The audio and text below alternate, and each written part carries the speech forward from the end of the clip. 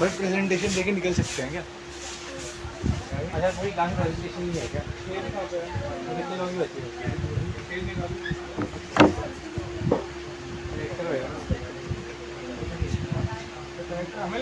मैं ले आता हूँ, मेरे पास है तो ये रहा है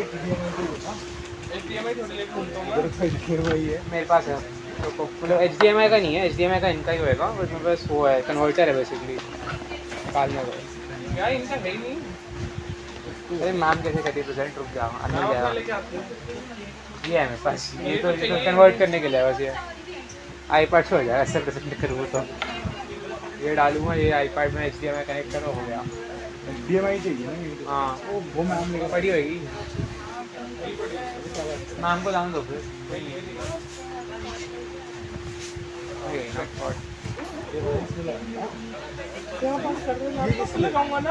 लैपटॉप पे लगाओ सीधा, हो गया। अरे इसका कोई काम नहीं है अभी, छोड़ो। नहीं तो ये इसमें लगा देगा, परसेंट कहाँ से होगी? अरे उसका कोई काम नहीं है, चार्ज करने का पोर्ट ही कर रहा है मुझे उस पॉइंट पे।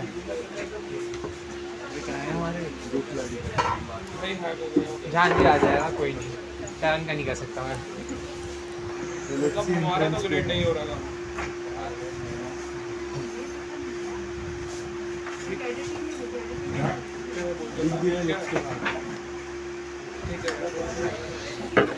मेल भी करनी है, मेल से होता है। मैम से पूछ रहा हूँ,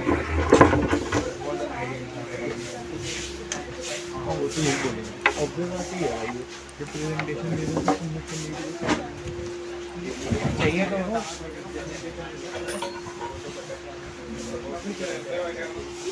नाम समझते रहेंगे।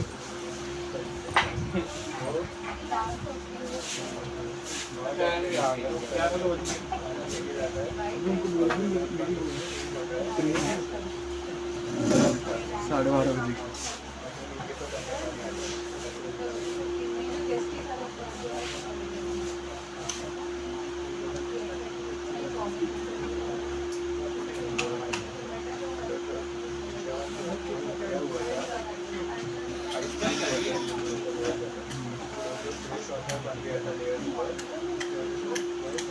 प्रोजेक्टर में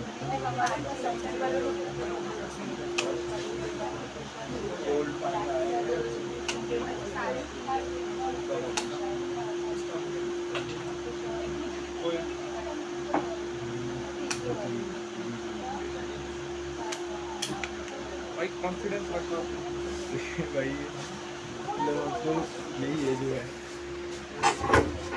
यार। देखो मैं यहाँ पे करता हूँ, सेकंड वाला पार्ट की इमेज समझानी नहीं आती, इमेज पर पता चलता है। मैं बता देखे इमेज में क्या चल रहा है। सर्कुलेशन ही है यार सारे, किससे बढ़ती है? ये पूरा दिखा रहा हूँ, ये देखिए यहाँ पे जो जा रहा है आईसी पर तुम्हारा, यहाँ बनती है, वहाँ से बढ़ गई, फुल हो गई। वहाँ से कुछ निकलता है, यहाँ से वो हेडसेट स्प्रेड से यहाँ बाहर आता है और फिर नॉर्थ अटलांटिक में रहेगा, नॉर्थ अटलांटिक में ऐसा होता है। कुछ निकलता है और नॉर्थ। अरे यहाँ पे इसको डिस्क्राइब करते हैं, लिखा है ना यहाँ, अभी तुम पूरा बोल रहे हो यहाँ पे एक अच्छा होगा, ठीक है एक स्पेस मैं तो फिर सभी बोली अरे बता रहा हूँ ना, एक सेकंड डिस्प्ले में लगेगा।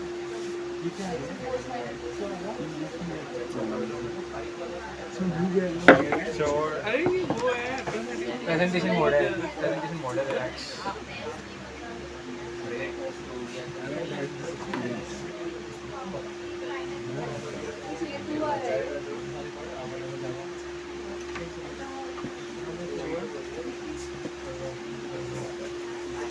हाँ कैसा हूँ?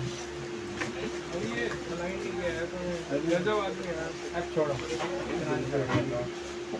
नाम नहीं है। रैंक तो परफेक्ट है, देखिए अभी कोई अरे थोड़ा करके गया तो बोला कौन क्या स्लाइड बनाई है भाई साहिब कौन क्या बोल रहे हैं ये बता कौन सी वाली? लास्ट भाई बंदे ने कंक्लूजन लिखा ना इसमें नाइस है। इसने तो वो बनाया ना इम्पैक्ट कंक्लूजन भी लास्ट टाइम मैंने किया अभी ये वाला जो पॉइंट कंक्लूजन के पहले वाला कौन सी चीज लिखा था यार थी। लिखे तो चैट जीपीटी में है वो भी चैट वो तो भाई फॉर्मेट मेरी भी दोस्त है जो कि वो जीपीटी से काफ़ी रिप्लेस करके अच्छी ये से तो काकड़ू ने किया है, ये तो काकड़ू ने किया है। भाई क्या ये ठीक है ये जो ठीक है ये जो पहले लगाई गई कौन सी वाली? ब्लू स्टार बन गई थी वो तब भी ठीक है अरे मैम नहीं है ना नहीं है।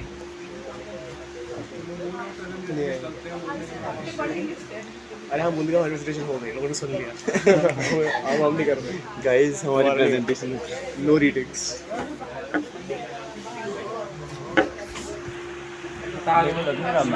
ये ऑप्शन है कि ये लीड है बीच में मतलब स्किप करना हम पास हम करके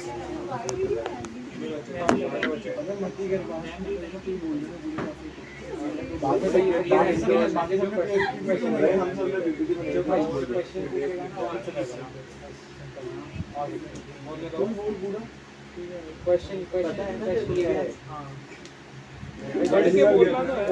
तो मैं बोल दूंगा, ठीक है?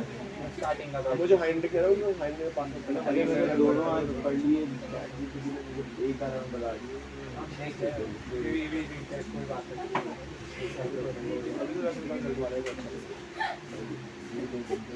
अरे अबे 3 सब कैरी हो गया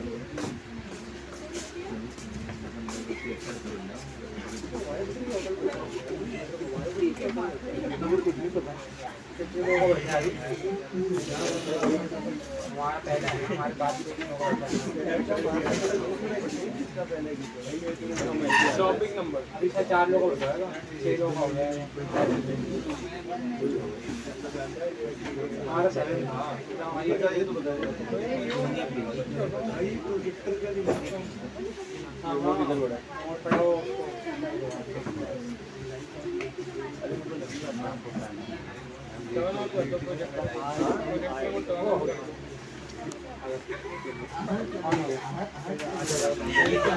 बाद मैं नहीं आ रही फिर तो नेक्स्ट क्लास में नहीं आ रहे हम आ गए नेक्स्ट क्लास सेम थिंग मैं नहीं आ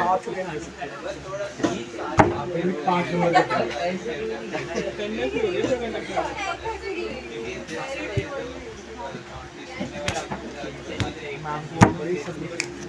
गेट खुला छोड़ दो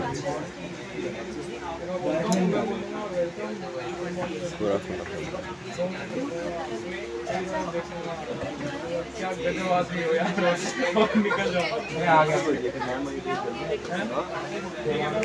साला एनर्जी कम कर रहा है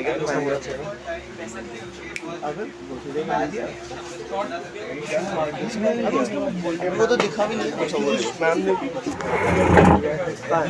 वो देखा अब उसको कुछ नहीं बोले मैम कि हमारे को बाद में कर लेगा तो हमारा क्यों बाद में डील बना दी मैम के साथ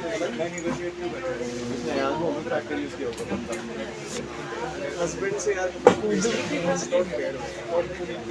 वो वर्ड नहीं यूज करना चाहिए किसी का भी ऐसा हो सकता है अब मेरा बैग किधर गया मेरे पड़ा हुआ है भाई मैं मूड चेक करना है वो वाली रोटी मैं समझा नहीं इसका कॉन्टेक्स्ट कोई कॉन्टेक्स्ट नहीं हो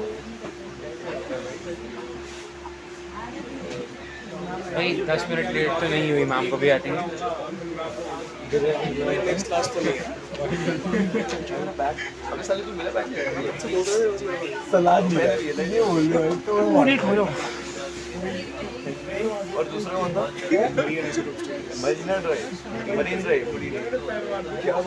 मरीन आइसोटोप्स। प्रोनाउंसिएशन पूछता तो तुझसे तो पूछने वाला है नहीं भाई। वो दूसरे वर्ड की प्रोनाउंसिएशन क्या थी?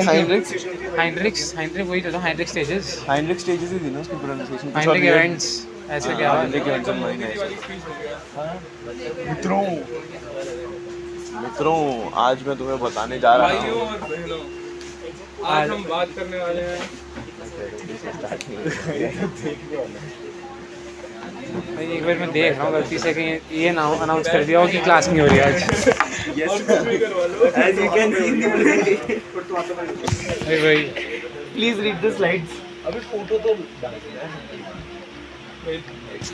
डीपी भेज दो, सब अपनी डीपी भेज दो। लोगों ने करी है, फोटो क्यों डाली है? लोगों ने करी है apparently। भाई पता लग जाएगा। अरे मैम को पता लग जाएगा ना कौन कौन है। पहले रिप्रेजेंट कर चुके होते हाँ भाई हम बीमार थे इसलिए नहीं किया पहले। प्रेजेंटेशन बनी हुई थी पहले, इससे तो पता ही था। आज बोलेगा सबके सामने सॉरी। मैंने बोला ना हमारे दोस्त की बीएचएम का काम है।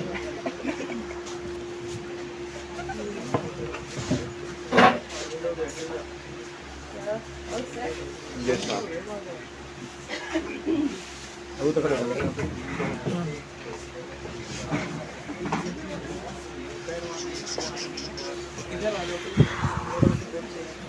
अरे मैं इधर आ गया।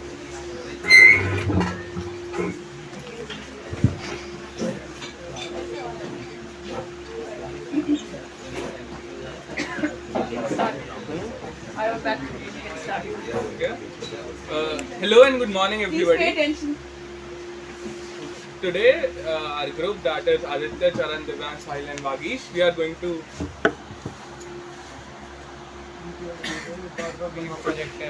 It's fine. Carry on. present our assignment on the topic Heinrich events and marine isotope stages. So what exactly are marine isotope stages? Aditya, your name? And Sahil. Sorry, keep telling me name. Yeah. The marine isotope stages are the alternating warm and cool periods in Earth's paleoclimate. The oxygen isotope data from the same are derived from deep sea core samples. So there are two types of stages, the even number stages and the odd number stages. The even number of stages correspond to high levels of oxygen 18, that is an isotope of oxygen representing cold glacial periods, and the odd number stages represent low levels of oxygen 18 which are present during the warm interglacial intervals. As you can see in the basically in the graphs here, you can see the odd number series here 1, 3, 5, 8, 5, 7, 9 are basically maximas, while the even number series 2, 4, 6, 8 are in the minimas. So they are in blue, the odd ones are in red. And the time period for these extends hundreds of thousands of years, as you can see on the x-axis. Fine, carry on. So Harold Urey predicted in 1947 that the ratio of oxygen 18 to oxygen 16 in calcite varies with the water temperature, hence the difference between the cold and warm periods. The significance of MIS is that it is widely used in archaeology and What paleoclimate. calcite is this? Where is the calcite coming from? Deep sea core samples. So this could be corals, this could be basically all the phytoplankton. Corals don't live in deep sea. Basically planktons and all those. Corals organisms. live on surface water where there is salmon. Where would you get calcite in deep sea from? Anybody can answer. Along some of these shells settle down into the deep sea core. What shells are The calcite shells. they? Huh? The calcite shells they settle down in the Do depths. they have a name? I mean, I just know that Anybody? I have a bad one. I don't want to talk about it. Fora Yeah, minifera, anybody? कुछ Fora minifera. No. Fora Ah, minifera, Fora Fora minifera. minifera. So they settle down at the Yeah, depths. okay. Carry on. So these are this record is on Polar and Forum foraminifera. calcite. Yes, ma'am. But No, I actually forgot its name. Yes, हमें ma'am. Same, हमें same, लिखा same. Side पे एक दूसरे याद है. carry on.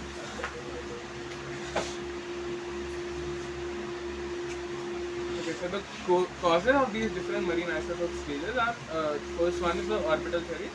So they are influenced by Milankovitch cycles, which are variation in Earth's orbital parameters, which include eccentricity, axial tilt, obliquity, and precision.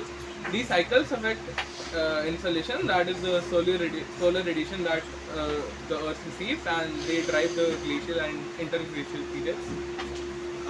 The other causes for this could be temperature variation. So the changes in ocean temperature through hundreds of thousands of years affect the isotopic composition of seawater.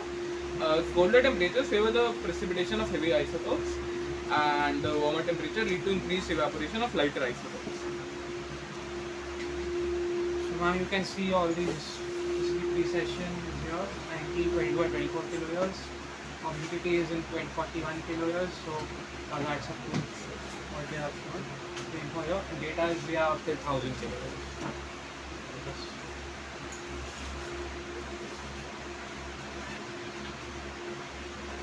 So further causes for the same could be the changes in ice volume. So the fluctuations in global ice, they significantly impact the oxygen isotope ratios in ocean sediments.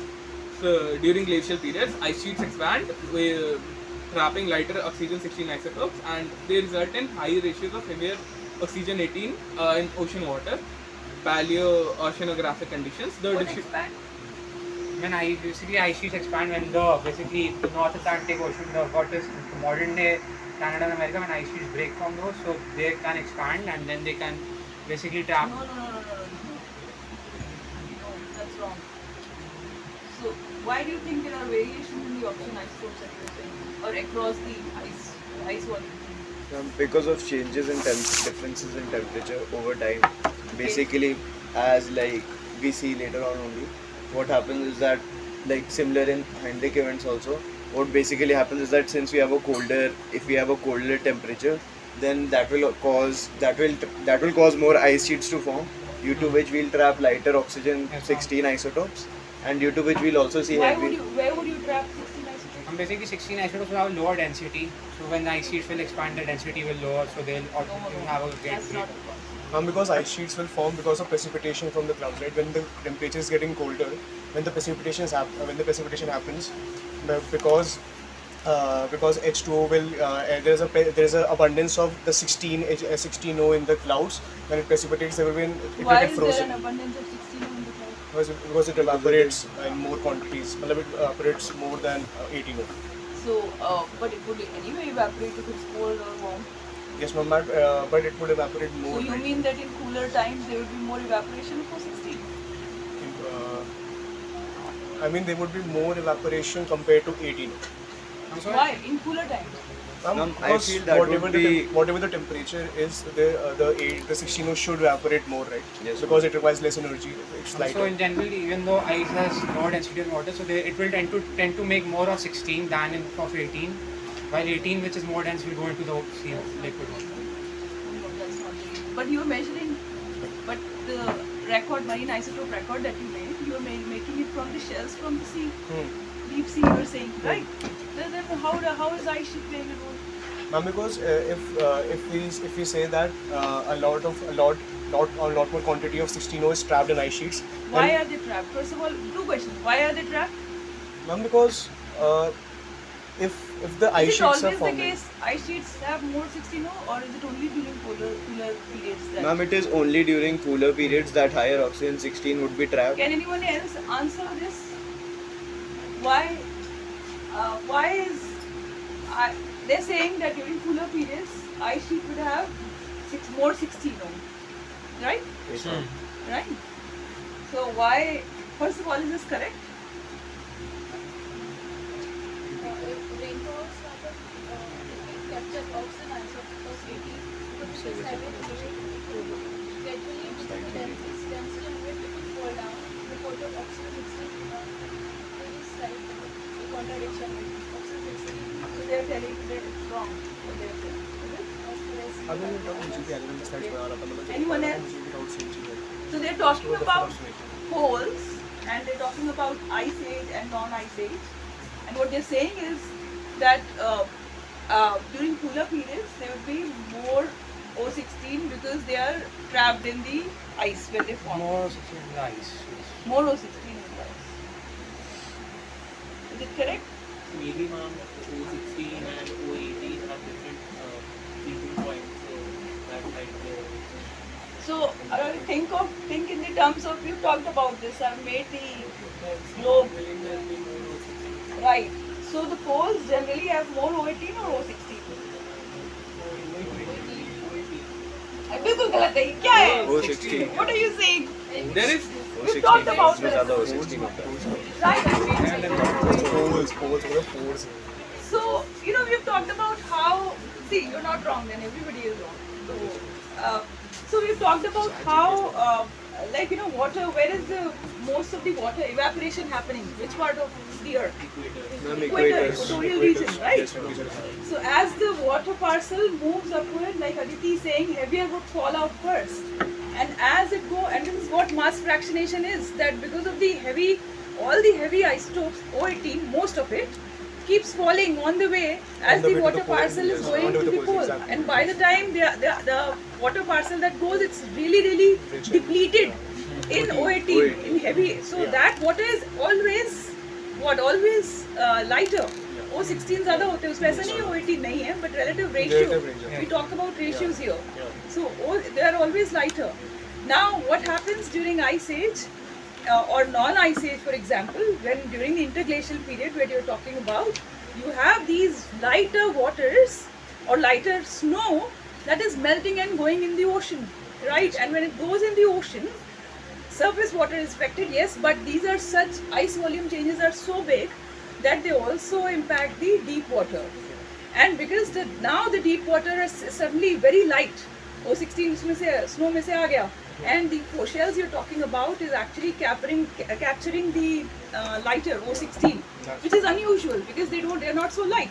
So it means this is a warm period where the ice, which was basically all lighter isotopes were stored, this is now back in the ocean, and so that's how these curves come. So when, of course, the reasons are Milankovitch cycles, changes in tilt, precision, and all that, but because of that, radiation changes, and because of what these ice melts and bring in lighter isotopes, and the lighter part of the curve is basically then lighter part of the curve is warm or cold. जो shell में अगर मैं lighter isotope record कर रही हूँ, then it's a warm period or a cold It's a period? warm Period, right? Because the lighter ice that was there, that is all come back in the From the ocean. runoff of the melting of the Now, ice sheets. there's nothing, यहाँ पे trapping कुछ हो ही नहीं रही है. Cold period. It's not the air or water vapor that is being trapped. It's the ice that is forming because of the precipitation and the mass fractionation हो रहा है because of these processes. I am not dealing with equations. If you want, I can start with the isotopic equation and fractionation and all. But I am just talking conceptually. If you don't understand, please ask. Okay. So Heinrich events are the phenomenon where large icebergs break off from the Laurentide ice sheet. Laurentide ice sheet is basically modern day US, Canada, and some basically those regions basically, and Greenland. So from there the ice sheets break off. They drift through the Hudson Strait, which is again in modern day Canada right now, Newfoundland region, and they enter the North Atlantic Ocean region. So these are first identified by marine geologist Hartmut Heinrich, and these have occurred during 5 of the last 7 glacial periods over the last 640,000 years. We have photo records for the last glacial period, but before that we do not really have a lot of. They were not there in the glacial period before that. So the 6th one, we didn't see these events. So once these icebergs melted, they released rock debris which had been eroded by glaciers, and this then settled on the ocean, creating deposits called Heinrich layers.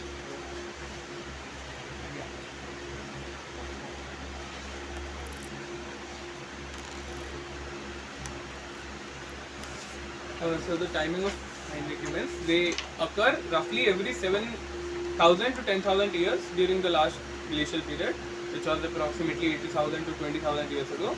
There were 6 major Heinrich events 1 through 6, with the first one occurring around 15,000 years ago, and with the last one occurring around 16,000 years ago, and the first one around 60,000 years ago.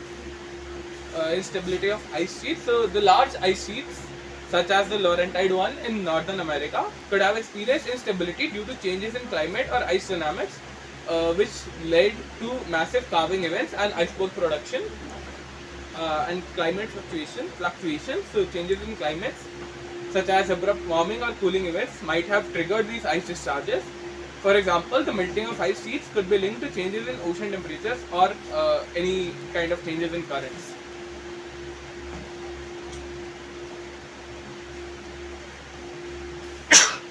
The Heinrich events.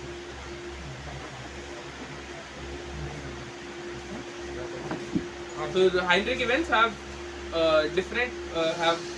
varying impacts. First one, cooling events. Heinrich events are associated with periods of significant cooling in the North Atlantic region. These events are often marked by drops in temperature, which can have widespread impact on climate patterns, ocean circulation changes. The influx of fresh water from melting icebergs could disrupt the Atlantic meridional overturning circulation, a crucial component of global ocean circulation. Such a disruption contributes to further climatic changes and potentially initiates or exacerbates Heinrich events. Feedback mechanisms. Heinrich events can influence and be influenced by feedback mechanisms such as ice albedo feedback, where melting ice decreases the Earth's reflectivity, leading to further warming and changes in atmospheric circulation.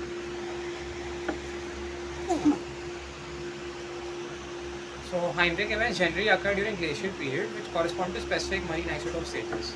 So they have often been observed with MIS4 and MIS2. The occurrence of Heinrich events can influence the broader climate patterns. So Heinrich events basically could be an anomaly also, and could in general also be influencing the broader climate patterns of a particular marine isotope stage. A Heinrich event may be associated, for example, with a brief but very intense cooling period within an otherwise comparatively warm interglacial period.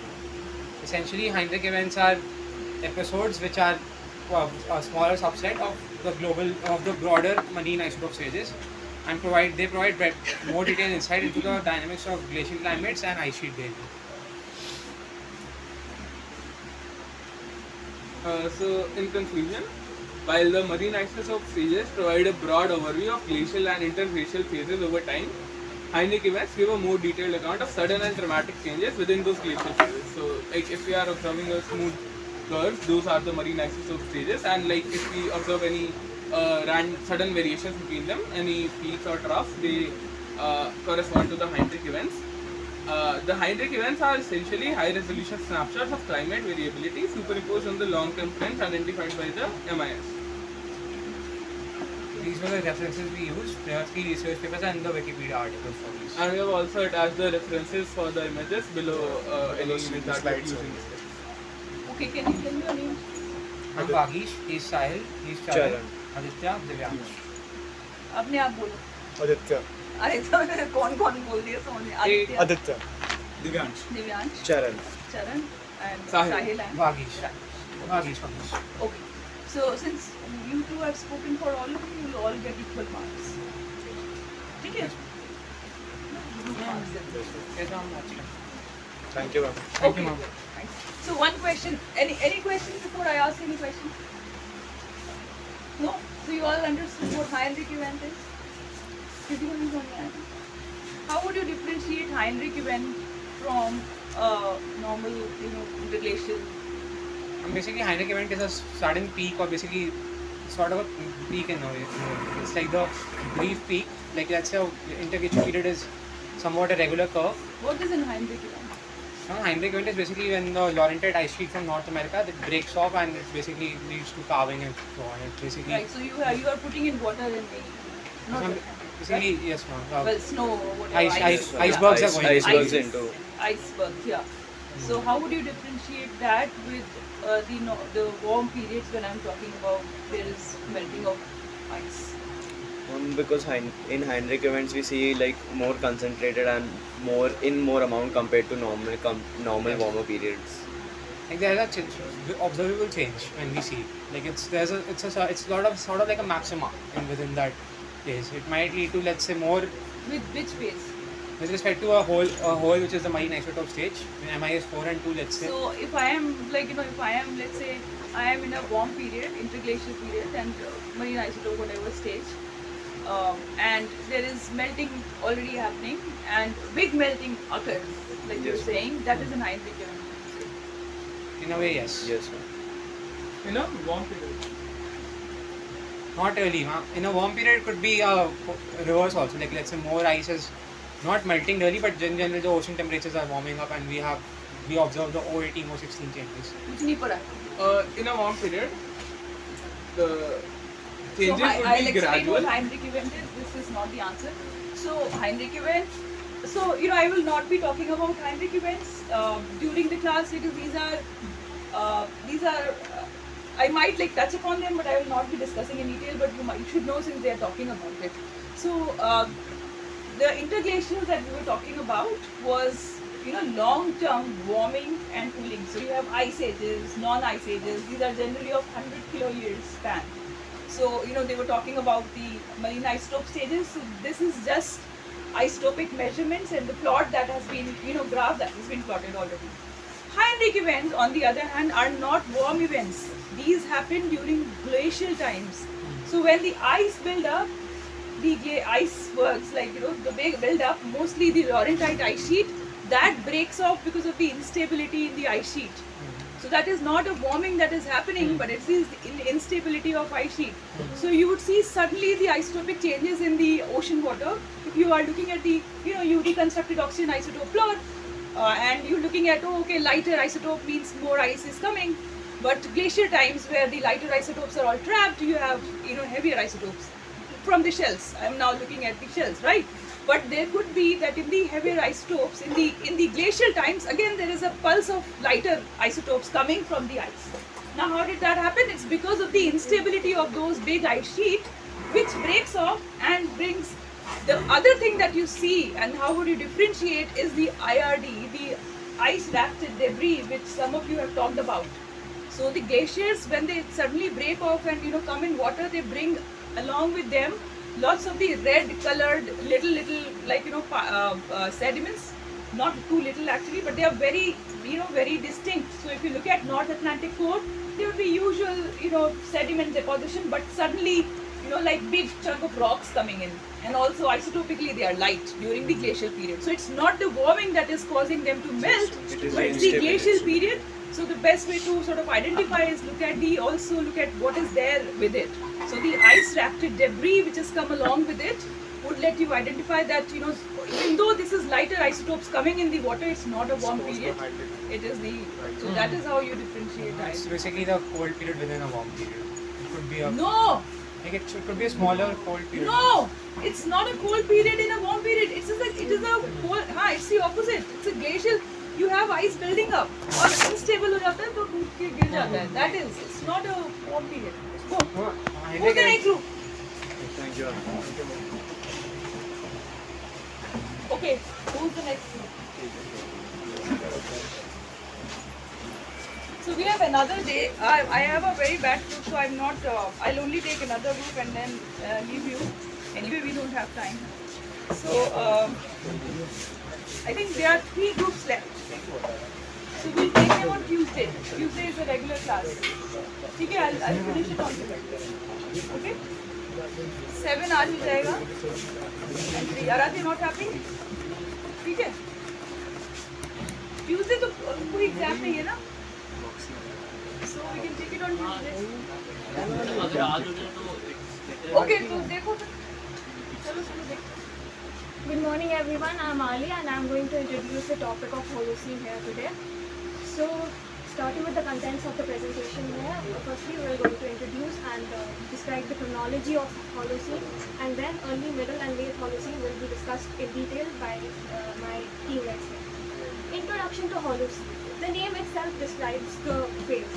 Holocene, to understand Holocene, we can just directly look into its etymology. The word holos is a Greek word which means whole, and scene comes from a Greek word also, kainos, which means new. So the concept of Holocene was entirely new with respect to that time. Holocene is the current geological record which started around 11,700 years ago after the last glacial period, and it is one among the 2 quaternary periods. Okay. The duration and chronology of Holocene. as we know, as I already said, that the duration of Holocene, it's the current geological epoch. So it started 11,700 years ago, and it is currently going on. It is roughly divided into three parts: the early Holocene, middle Holocene, and late Holocene. The early Holocene is characterized, which is between 11,700 years ago and 5,000 years ago, is characterized by high summer isolation in the northern hemisphere. Still, there was a cool or temperate climate in the surrounding melting ice sheet in Northern America and Eurasia, and a highly monsoon activity in Africa and Asia. The second period, which is between 5,000 years ago and 3,000 years ago, is the Middle Holocene. This period is marked by its gradual global cooling. Still, it was a little warmer in comparison to the late Holocene. The late Holocene, the third period, which is also called Neoglaciation period or Neoglacial, it was mainly characterized by the decreasing summer temperatures in the northern hemisphere, and it was due to the lesser isolation of the northern hemisphere during the boreal summer. The first period will be described. Hello, I'm Shokat, and I'm going to present a Holocene thermal maximum. Basically, these are the results of the simulation performed with the global climate of the proposed atmosphere ocean vegetation model, in which we see the interactions of the atmosphere, ocean, and vegetation system. So, from the many proxy records that we have, it was a relatively warm climate phase between 11 and 5,000 before present. So, what actually those proxy records suggest? They suggest that the timing and duration of the maximum warmth varied substantially from place to place, and there was also different timing. So, it suggests that their involvement of the additional feedbacks and forcing. So what are those additional feedbacks? Example, I have taken the cooling effect of a remnant Laurentide ice sheet after the last glacial maximum that delayed the HTM. If it was supposed to happen today, then it will happen 1 to 2,000 years compared to the orbital force insulation maximum. So, but it was this effect was seen particularly in North America and North Atlantic, Western Europe. So these are the results. Basically, the simulation was started before 9 kilo year. So it was seen, the effect was seen prominent on the higher latitudes compared to the equatorial, and also it was higher effect. That temperature anomaly was greater in the higher latitudes compared to the equatorial, and also in the June and August. We see in northern hemisphere it is summer is in June and August, and in the southern hemisphere it is in the November and December. So what was the maximum warming compared to pre-industrial climate? So warming conditions, high latitude in both hemispheres, anomalies exceeded +5 degrees in both the hemispheres at higher latitudes. So small positive anomalies were in the equatorial region, found our tropical oceans. That was 0.5 degree. Mid latitude had HTM magnitude of 1 to 3 degrees Celsius. So what is the timing of HTM in KABP? So almost everywhere it was between 9 and 5. So but earliest HTM were found before 8 KABP because of the remnant Laurentide ice sheet that have the effect. In most Europe and Northeast America, timing was between 7 and 6. And this is the mean temperature compared to the compared to the pre-industrial. So the maximum positive anomaly was +2 degrees Celsius in the month of July, around the 7,800 years before present. So these are the findings. They simulated these results were generally constant with the global proxy, and the warmest HTM condition were both in the higher latitudes in both the hemispheres. And the smallest HTM signals were from the tropical oceans, and the latitudinal contrast was mostly related to the nature of the orbital force insulation, which was largest at higher latitudes, and further it was enhanced by the polar amplification. Earlier HTM is found in the regions that were not affected basically by the remnant Laurentide ice sheet in the regions of Northwest North America, East Asia, North Africa, and the seasonal timing of HTM our continent generally occur in the same month as the maximum insolation anomaly. Whereas in HTM, it was delayed by 2 to 3 months. The reason is simple, that because the high thermal capacity of the oceans, there was a contrast between them.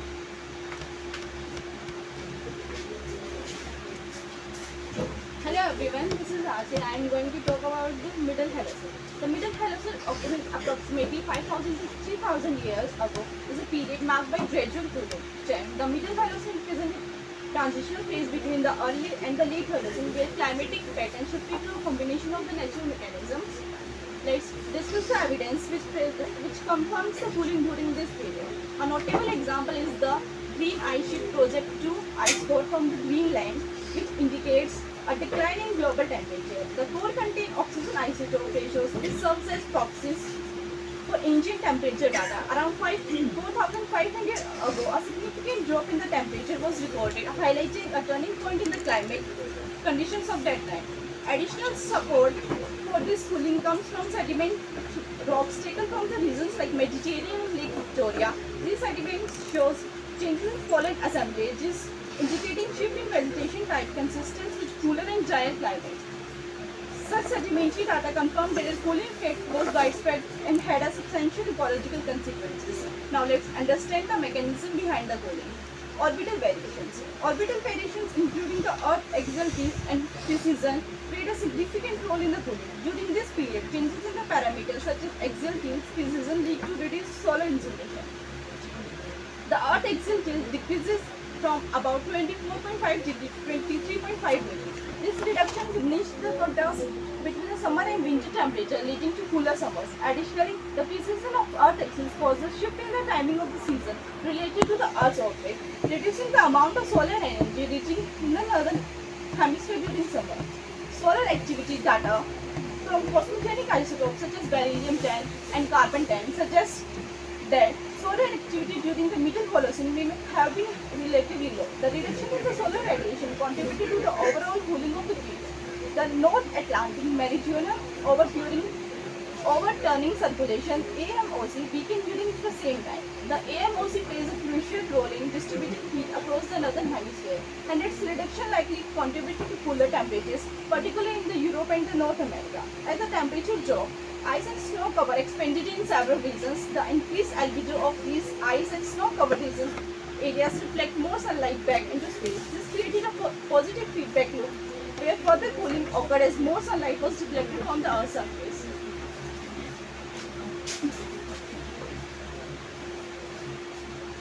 So good morning, I am Ankit. I am going to present late Holocene period. So it is most recent period of Holocene epoch, which has started from the 3,000 years ago to till now. And this figures represent the effect due to human and industrial activities. Then there are two significant events of late Holocene, which are Little Ice Age and contemporary climate change. So Little Ice Age is period of cooler temperature from approximately 14th to mid-19th century, which affecting global climates, agriculture and human societies. And contemporary climate change, which are current period of rapid global warming, which driven by human activities such as burning of fossil fuel, deforestation, which represents one of the most significant climate change of the late Holocene. And this figure represents the Little Ice Age, in which small glacier has melted and goes into the small town. Then impacts of this period on agriculture are shorter growing season and crop failures in many regions, contributing to famines and social unrest. So an event in Europe named Great Famine happened in 1315 to 1317. So Great Famine was a series of crises that struck Europe during the late Middle Age, causes of crop failures and due to the weather in spring of 1315. And then social effects, which are cooler climate impacted various societies, including disruption of agriculture, increased frequency of harsh winters. Then due to the due to the human factors, causes greenhouse gas emission, which causes burning of fossil fuels and deforestation. Basically, burning of fossil fuel emits the carbon dioxide in large amount. So we know that carbon dioxide is major greenhouse gas that entraps the heat in the atmosphere. And due to the deforestation, clearing forest for agriculture or urban development, which reduces the number of trees that can absorb carbon dioxide, and additionally deforestation often involves burning, which releases more carbon dioxide, which increases carbon greenhouse effect. And due to the industrial activities, industrial revolution happens, and due to the industrial increase, uses of fossil fuel also increases, which causes emission of greenhouse gases. And modern agriculture, due to the modern agriculture, also contribute to greenhouse gas emission, including methane from livestock and rice paddies, and also nitrogen oxide from the fertilized heat. So this figure contributes it's just showing the contribution of modern agriculture in greenhouse gas. So these are the references. Thank you. Any questions for the Holocene period? Yes. Yes, sir. They said about 22,000 years lag for orbital changes. Right. So somebody talked about lag, shock, I think. Shock, why was there a lag? There was a delayed response. 1 to 2,000. Because of the reflection, due to, there was remnant after the last glacial maxima, there was some remnant of the Laurentide ice sheets that caused reflections. We know that the surface albedos of the icebergs that caused the delay. If there were no ice sheets, then it would have absorbed the heat and the temperature would have risen. The albedo of the ice sheet is higher than the land. That caused the delay. Yeah, it was delay of 1 to 2,000 years. The slow melting. It's these are not abrupt events. These are insolation changes are also gradual, and then this one follows gradually. So the delays because of that. But one question is that why is the tropical regions not warming as much? Because there was I think Shaukat showed one plot the temperature anomaly in the models, in the global climate models that you showed. Because the effect of summer insolation was more prominent on the higher. Why is that? Because of the tilt. Axial Axial the tilt. precision of the Earth. And the other reason is the feedback. So once Yeah, the feedback, exactly. There is also. positive feedback at also the polar amplification. Yes, polar. That So causes when the ice melt, you have more dark surface to absorb rather than reflect. So one is yes more because of the tilt they're getting more More rain, heat. more sunlight, but also the feedback. Good, very good. Okay. So अभी कितना time है? 10 minutes है. करना है you have to do. चलो आ जाओ. Questions अगर किसी को होंगे you can. वैसे ही अभी तक नहीं है सामने नहीं पूछा है. If I have any question I'll post. But quickly, आराधी जल्दी से setup कर लो. बाद में if there is a class they would.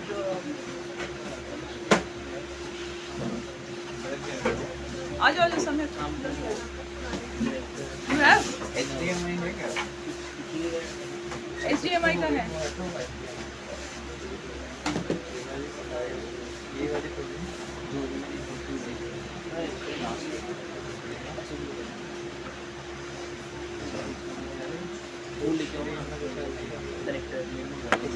तेरे में चला जाएगा क्या?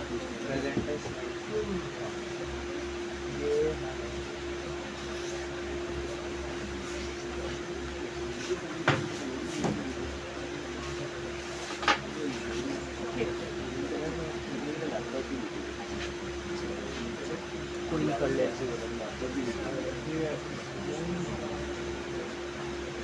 Okay, time start.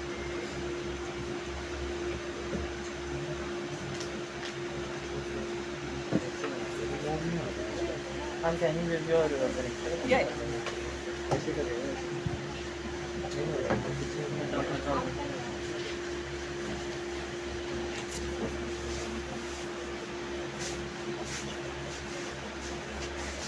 Just perhaps introduce yourself to them. I know Samyak, I know Aradhya, Aditya, and Sakshi.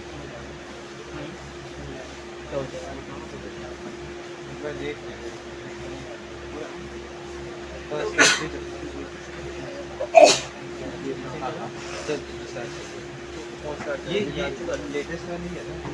एक जो सुबह देना था। जल्दी जल्दी स्टार्ट कर दो फिर बाद वाली next class I think they will also have to read Hello everyone, my name is Aditya Rash Pandey and today we are going to present 4200 years of drying event. So this event have been occurred 4200 years ago, causing widespread drought and cooling across the several regions of the world. This event contributed to the downfall of major civilization including those in South Asia, North Africa and the Middle East. In this presentation we will explore the causes behind the event, its impact on the different regions and the valuable insights we can gather during studying it. So the table of contents, these are the topics that we are going to explain in the following presentation. First is historical context of this event, placing it within the broader climatic patterns of the Holocene. Second is global climatic changes preceding this event, the factors that led to the event, including shifts in the global temperature and precipitation patterns. And the third is mechanisms behind the event, such as weakening of the Atlantic meridional overturning circulation, that is AMOC, the southward shift of the ITC trend, and increased variability of El Nino southern oscillation. Fourth is the evidence of the sediment course and paleoclimatic studies, impact on the ancient civilization. We will analyze how this climate shift affected the ancient civilization, leading to the societal collapses and migrations. Additionally, we will explain the significance of the Indian summer monsoon ISM in the context, discuss the research methodology behind the studies, and conclude by summarizing the findings and their implications for the further climatic changes. I will be representing the historical context of 4.2 kilo annum event. So historical context is significant cooling and drought was there. There was a shift from warmer and weak climate to cooler and drier climate, which had impacted human civilization on a greater note. So there were some affected regions. It left an impact on the world, mainly on the regions Middle East, South Asia, North Africa, and East Asia and Europe. For example, in the Middle East, it caused some droughts and disrupted water precipitation, which caused the civilization harm. And there was impact on civilization. Mainly, it led to collapse of Harappan civilization in South Asia and in Mesopotamia. So the next slide is about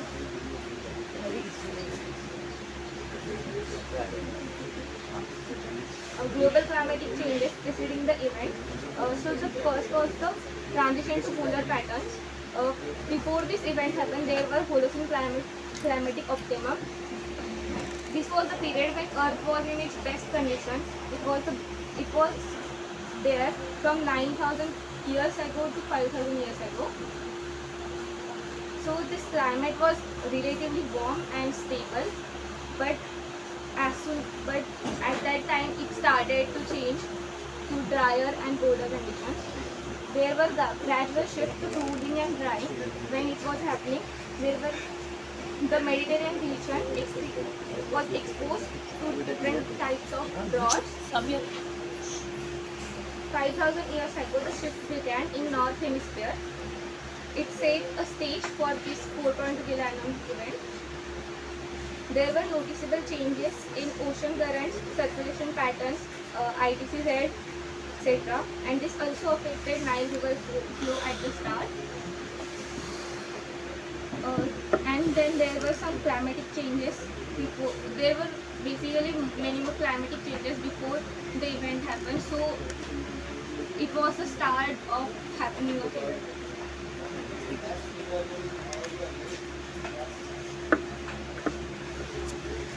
Hello everyone, I'm Aradhya and I'll be talking about the mechanisms behind the event which we just introduced.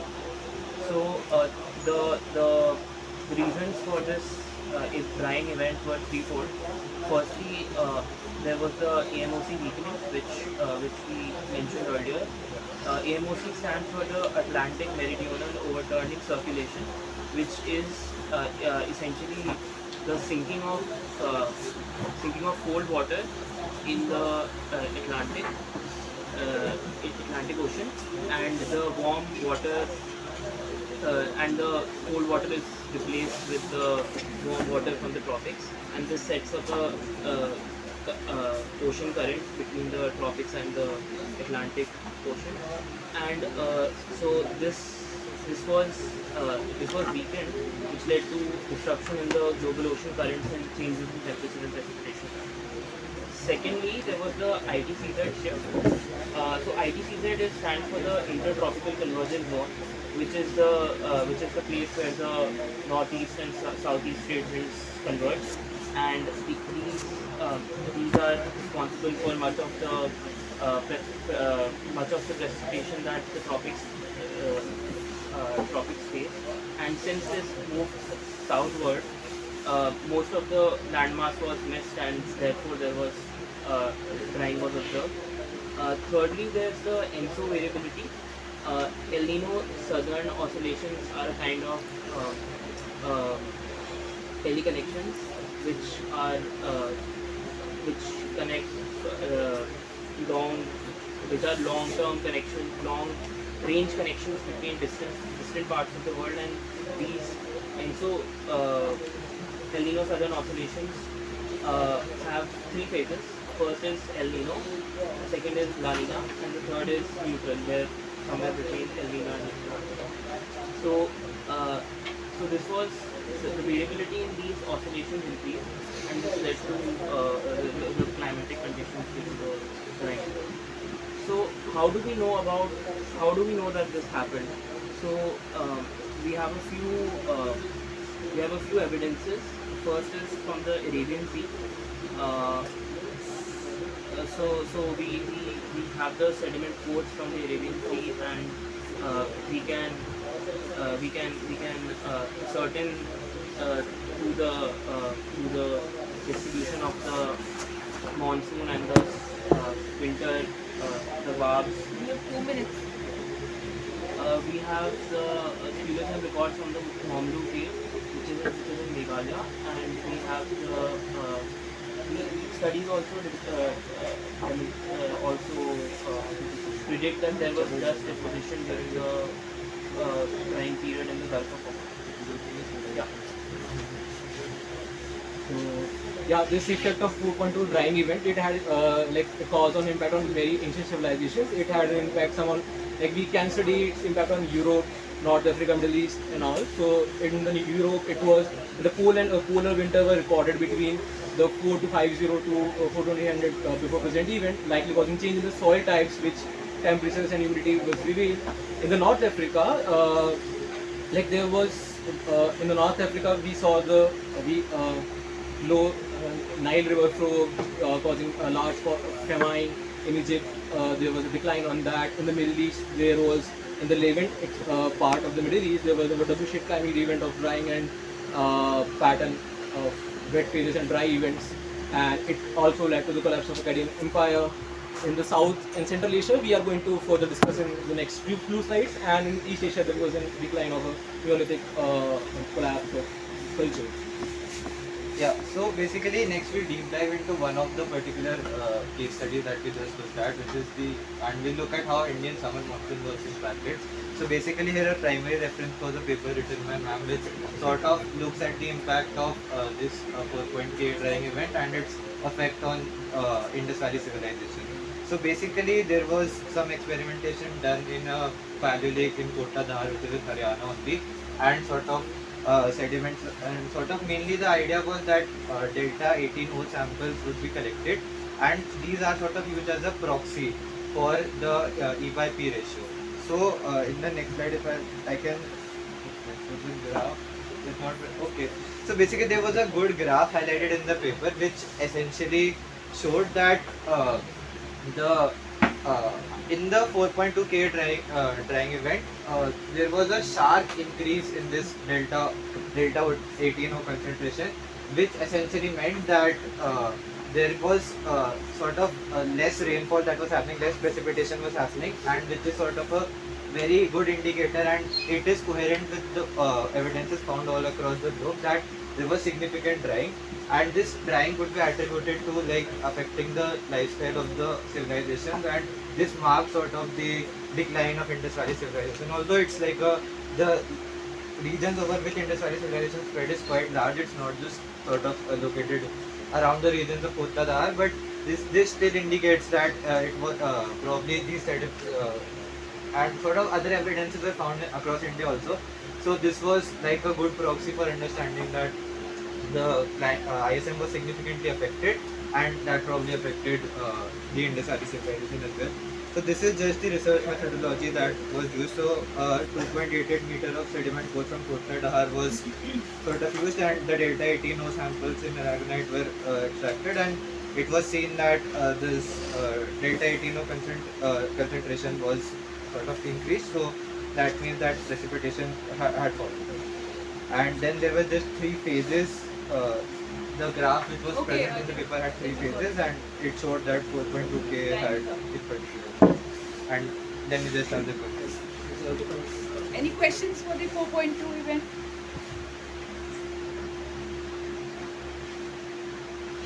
So how was it when you say an event and you say the monsoon weekend, right? ISM weekend. When did it just went on until now? The monsoon weekend after this point, right? And we've been talking about various phases of Holocene, and this is a part of Holocene, right? Last 10,000 years. Yeah, so this marks the start of the big So what makes it an event then? So Why basically, not a period? So basically, in the graph also we could see that in this particular period, in some like How big was the period? roughly you could say around 200-ish years. In this period, This is a 200-year-old. This sort of, there was a sharp increase in the delta 18 concentration, and then it was sort of again a fluctuating So how did pattern. you, and how did you, Aradhi, you talked about El Nino events. How would El Nino impact the ISM? So El Nino happens in Pacific. In Pacific and Eastern Pacific. Right. So when El Nino negatively impacts the ISM, and La Nina positively impacts the ISM. Right. So there were more occurrences of El Nino. Yeah. So the oscillation was, variability was increased. There was strong variability. Okay. Good that you used some papers. Yeah, I saw you use Tom Boswell. These are all important papers for this class. Okay, good. So we are left with 2 more presentations.